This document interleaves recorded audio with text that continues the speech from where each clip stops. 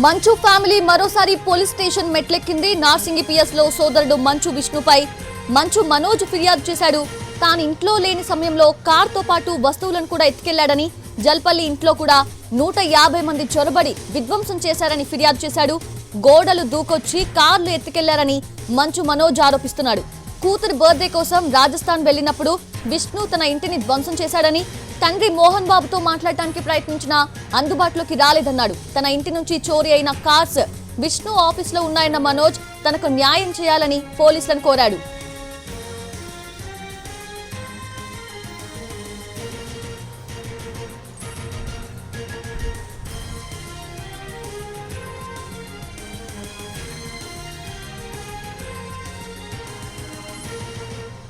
మంచు ఫ్యామిలీ మరోసారి police station మెట్లెక్కింది. Narsingi PS లో సోదరుడు మంచు విష్ణుపై మంచు మనోజ్ ఫిర్యాదు చేశాడు. తాను ఇంట్లో లేని సమయంలో కార్తో పాటు వస్తువులను ఎత్తుకెళ్లాడని, జల్పల్లి ఇంట్లో కూడా 150 మంది చొరబడి విధ్వంసం చేశారని ఫిర్యాదు చేశాడు మనోజ్. గోడలు దూకొచ్చి కార్స్ ఎత్తుకెళ్లారని మంచు మనోజ్ ఆరోపిస్తున్నాడు. కూతురు బర్త్డే కోసం రాజస్థాన్ వెళ్లినప్పుడు విష్ణు తన ఇంటిని ధ్వంసం చేశాడని, తండ్రి మోహన్ బాబుతో మాట్లాడటానికి ప్రయత్నించినా అందుబాటులోకి రాలేదన్నాడు. తన ఇంటి నుంచి చోరీ అయిన కార్స్ విష్ణు ఆఫీసులో ఉన్నాయన్న మనోజ్ తనకు న్యాయం చేయాలని పోలీసులను కోరాడు.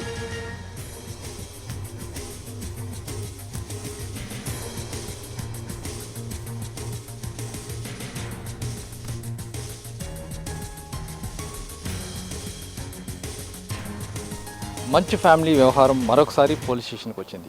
ఇందుకు సంబంధించి మంచు విష్ణు పోలీస్ స్టేషన్కి వచ్చి ఫిర్యాదు చేశాడు. అసలు ఎందుకు ఫిర్యాదు చేశారు, ఏ విషయం సార్ చెప్పండి సార్. మీరు పోలీస్ స్టేషన్కి ఎందుకు వచ్చారు ఇప్పుడు?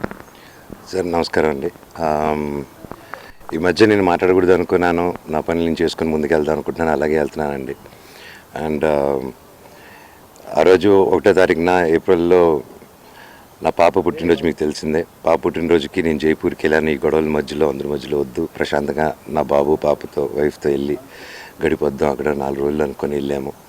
కరెక్ట్గా నేను ఆ రోజు వెళ్ళడం అడ్వాంటేజ్గా తీసుకొని నా ఇంట్లో దాదాపు ఒక జల్లపల్లిలో 150 మంది దిగి విష్ణుతో పాటు అందరూ చాలామంది, ఇట్స్ ఆల్ రికార్డెడ్ పోలీసుల్లో అంతా,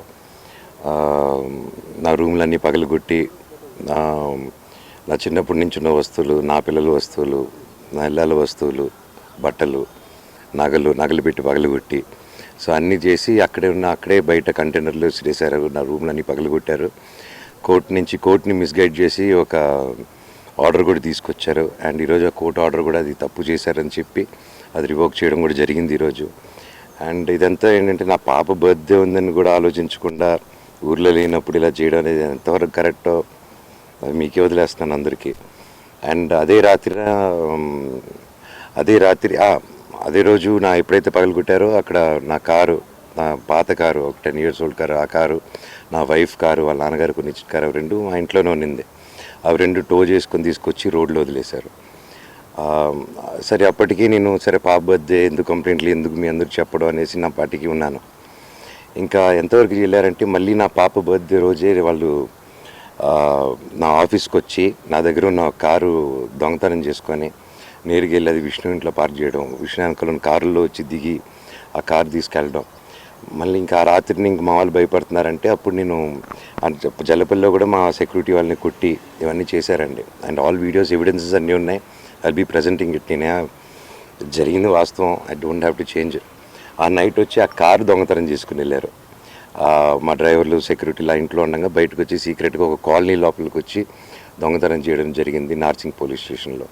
నేను ఇమీడియట్గా సిఐ గారికి జైపూర్ నుంచి ఫోన్ చేశారు, ఇలా దొంగతనం జరిగింది, న్యాయం చేయండి సార్ అంటే వితిన్ 6-7 అవర్స్లో విష్ణు ఇంట్లో రికవర్ చూశారు.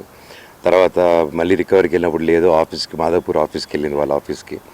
అప్పుడు సిఐ గారు అందరూ వెళ్ళి అక్కడ రికవర్ చేస్తున్నారు. ఎవరైతే విట్నెస్ ఉన్నారో వాళ్ళు వెళ్ళారు అక్కడికి. విట్నెస్ వెళ్తే ఆ విట్నెస్ని కొట్టేదానికి వచ్చారు. అవన్నీ మన సిఐ గారు వీళ్ళందరూ రికార్డింగ్స్ తీస్తున్నారు, ఆ రోజు వాటిలో ఉన్నాయి. అతను కొట్టేదానికి వచ్చి బాగా బూతులు మాట్లాడారు. ఆ అబ్బాయి హర్ట్ అయిపోయి ఎక్కడికి వెళ్ళాడో తెలియదు. సో మొత్తానికి ట్రేస్ చేశాము.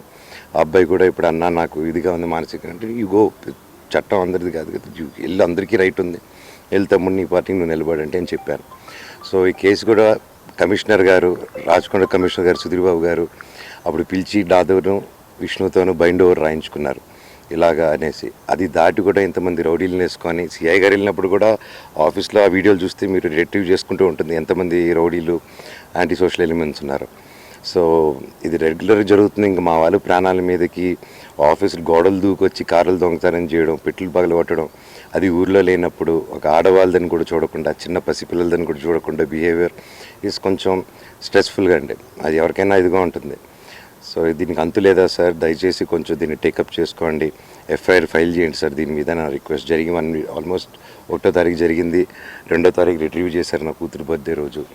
అండ్ నా రిక్వెస్ట్ అంతా డిపార్ట్మెంట్ ఒకటే, ప్లీజ్ సార్ చాలా ఫాస్ట్గా చేశారు, దయచేసి ఆ ట్రెస్ పాస్ ఏదైతే మా దాంట్లో చేశారో జరిగింది, మీరు నాకు సపోర్ట్ వద్దు వాళ్ళకి వద్దు, న్యాయం వైపు sir. What ever happen, bond break చేసి వచ్చారు, డైరెక్ట్గా హైకోర్టు ఆర్డర్నే బ్రేక్ చేసుకొని, ఇంట్లో శంషాబ్ జలపల్లి ఇంట్లో కూడా హైకోర్టు ఆర్డర్ బ్రేక్ చేసుకొని వచ్చారు, ఇక్కడ కూడా అదే చేశారు.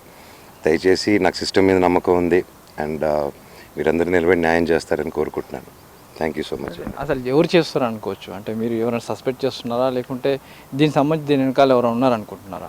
ఇట్స్ క్లియర్ అండి, ఎవరు బండి వచ్చి దిగింది, ఎవరింట్లో రికవర్ అయింది నా కారు, దొంగతనం చేసుకుని కానీ ఎవరింట్లో ఉంది.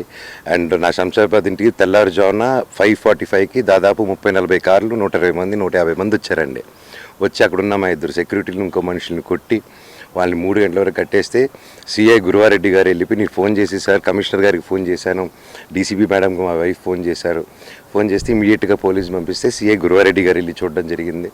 వెళ్తే ఇక్కడ ఎవరు లేరండి, అలాంటి సెక్యూరిటీలు ఎవరు లేరని చెప్పారు. ఆయన ఓకే అని వెనకాలకు వచ్చేసారు. మళ్ళీ వాళ్ళే సిఐ గారికి లేదన్నారు పొద్దున పూట, వాళ్ళే 3 o'clock వచ్చి ఇదిగో సెక్యూరిటీ అని సిఐ గారికి హ్యాండ్ ఓవర్ చేశారు.